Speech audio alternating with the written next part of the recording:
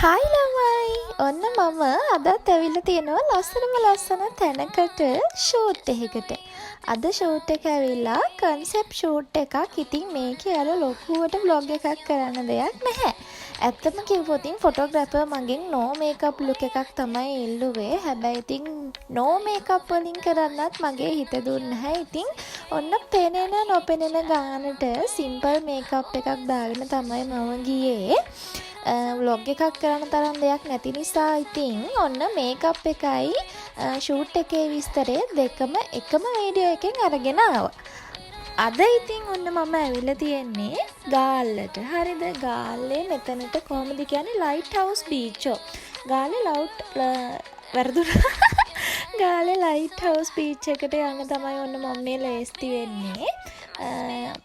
පෙනෙන නොපෙනෙන ගානට මේ කියන්නේ එයා ඒ කියන්නේ මේ ෆොටෝ ෂූට් එකට මට කතා කරපු ෆොටෝග්‍රැෆර් පාත්මීලා අයියා no makeup තමයි එයා ඉල්ලුවේ. නංගි සැලොන් මේකප් එකක් කොහොමත් එපා.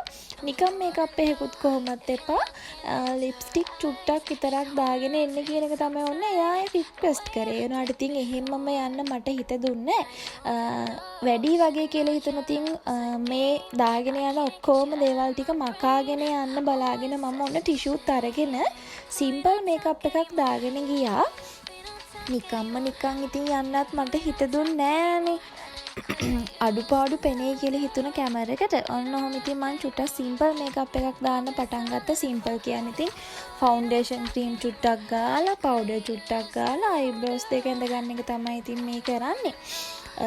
no makeup කියවට ඉතින් අඩුපාඩු අපේ තියෙනවනේ. ඉතින් මේකප් කියන්නේ අපේ අඩුපාඩු අහලා අපි තව පොඩ්ඩක් ලස්සන වෙන්න කරන දෙයක් නේ. හරිද?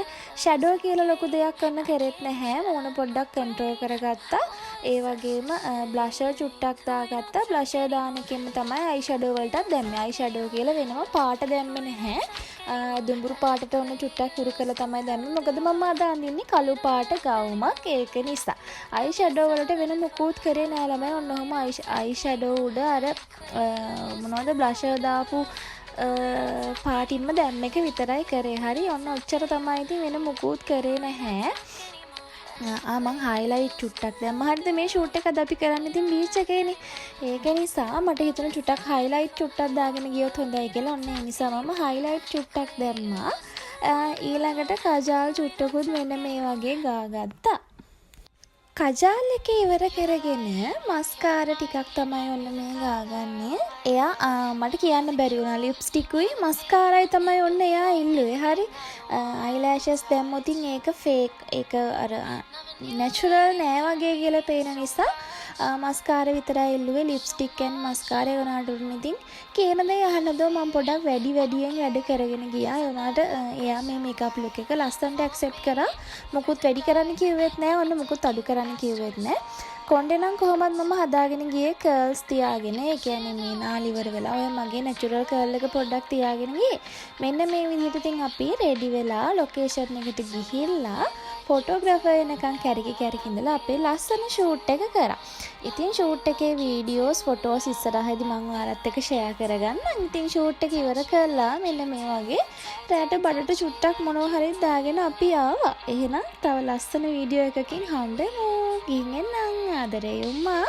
ඉවර වෙනකන් වීඩියෝ එක බැලුවා ඔයාට ගොඩාක් thank you.